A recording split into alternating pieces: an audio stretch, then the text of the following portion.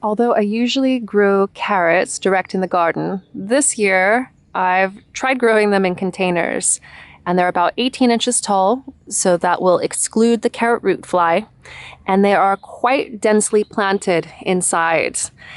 And what I've been doing is just thinning some of the baby carrots out so that the other ones have a bit more space to grow.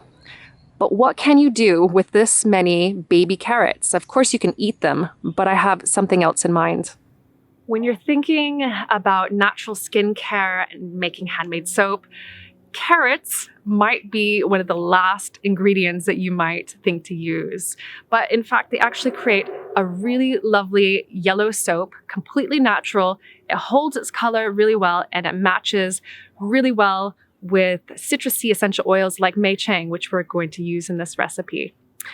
I'm Tanya from Lovely Greens. I'm a soap maker and gardener, and I'm going to take you through how you can make your own handmade carrot soap today.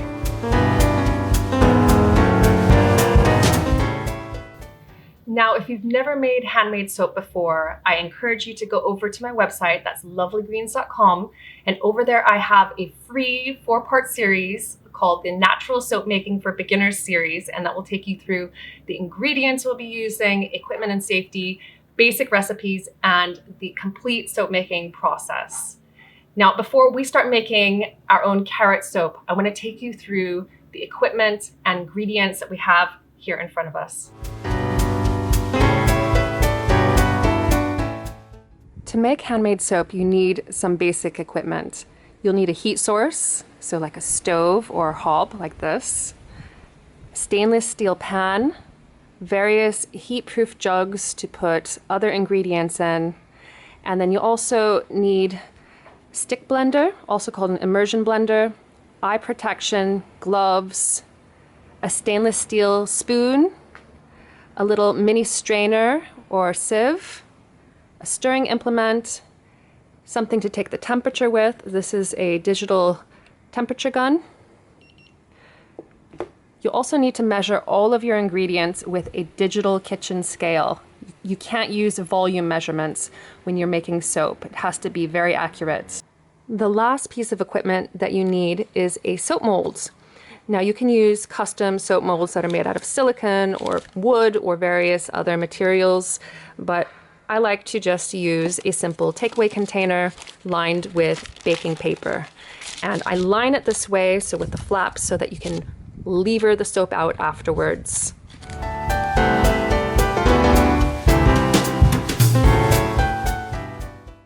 To make carrot soap, you obviously need carrots. Now you can use your own homegrown carrots, so these are baby carrots that I have from home, or you can also use full-grown carrots from your garden, or you can just purchase one from the shop or from a farmer's market. And you need to process it into a puree, so into this form. And the way that I've done that is to chop a carrot, peeled first, and then boiled it, and then use the immersion blender to puree it into this texture. In the stainless steel pan, there's the solid oil. So this is coconut oil and shea butter. And we're also going to be using some liquid oils. And in this jug are olive oil and castor oil. To make the lye solution, you'll need caustic soda, also called sodium hydroxide. And you'll also need water, preferably distilled water. You could also use the reserved carrot water from making the carrot puree. An optional ingredient is essential oil, and I have Mei Chang essential oil here because it's quite a sunny and citrusy fragrance that goes with the carrot color. It's completely for scent, totally optional, and you can use other types of essential oils if you prefer a different scent.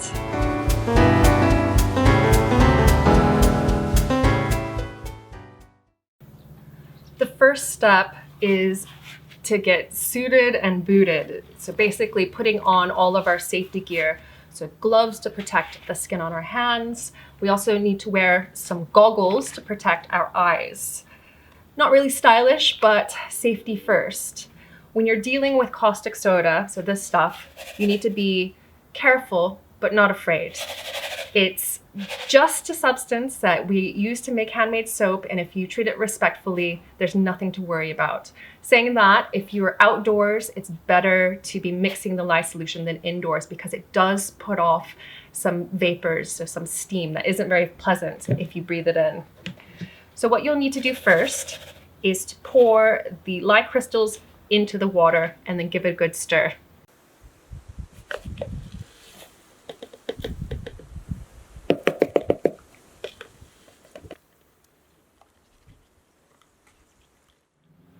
Next, you'll want to add the carrot puree to this warm lye solution. Be really careful when you're scooping it in and then give it a really good stir.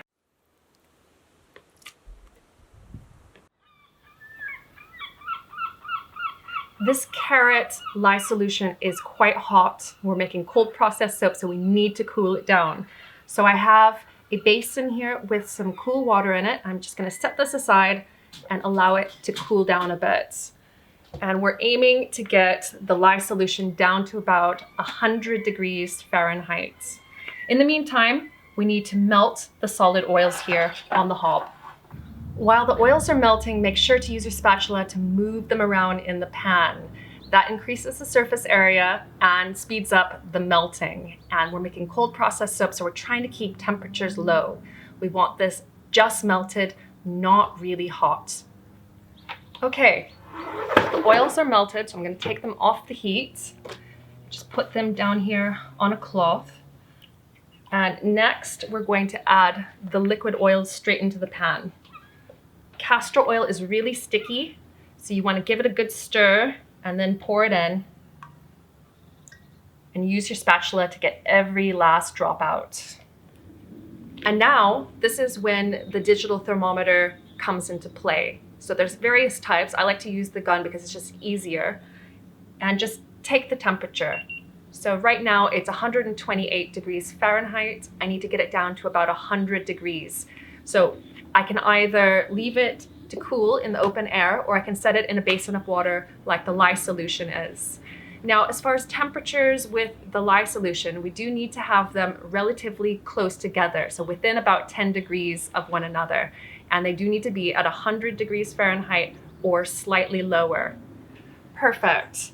So the temperatures are just under 100. And the reason that we keep it quite low is that when you're working with purees, they can cause soap to heat up and all kinds of weird and crazy things can happen. So better stay on the safe side and keep it down quite low.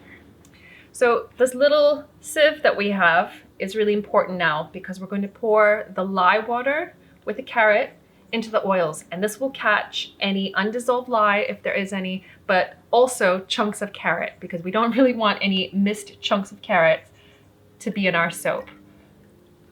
Now with stick blending, I always advise to keep a hold of the handle of the pan and to slide the stick blender in at an angle, and that will help to minimize the air going into your soap. And that's really important, especially for small batches like this.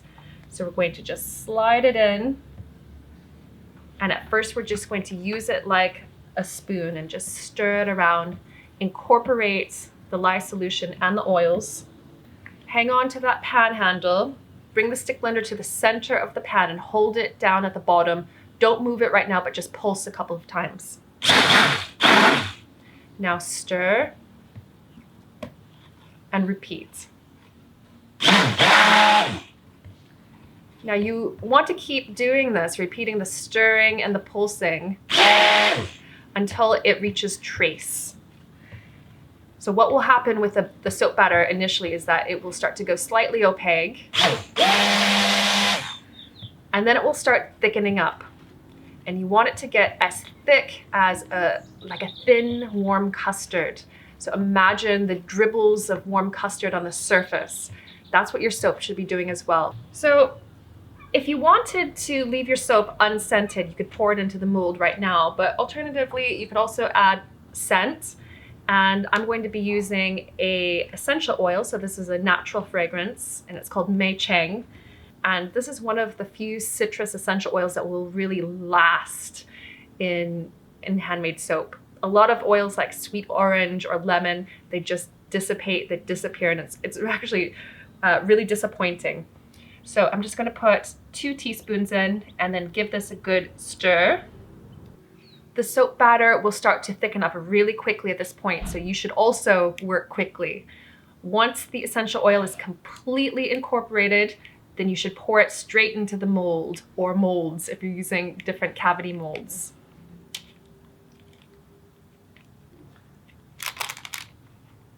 Now with the soap in the mold, we have to wait. And so we need to wait at least 48 hours, if not longer. This is quite a wet recipe, so if you try to take the soap out before then, it can be quite wet and sticky.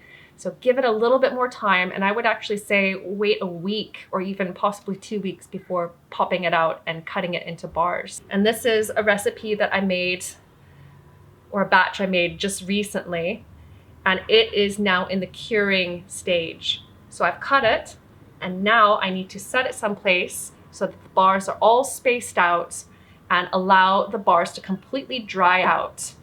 Now, as far as the sodium hydroxide content and whether or not it's safe to use or touch or whatnot, that is completely finished in 48 hours. So that's the important period. So after you make soap, 48 hours saponification is complete.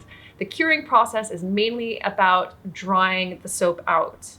And wet soap, if you try to use it before it's fully cured, it just doesn't last really long. So you want nice, hard bars to use and to gift, or if you're starting a business or have a business, to sell on to your customers as well. Now, if you have any questions in how to make homemade carrot soap, leave your question as a comment down below. Alternatively, head over to my website, lovelygreens.com, and I have the full recipe over there that you can print out. It also includes a lot more detailed instructions and also links to where you can get the ingredients online, so small quantities of the ingredients.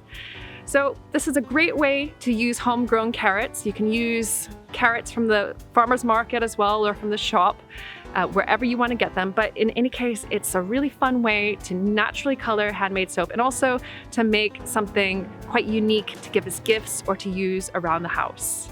I hope you enjoyed this video, and do check out my other soap recipes. I've got a couple of videos here on my YouTube channel, but I have loads over on my website because although I'm a gardener, I'm also a soap maker.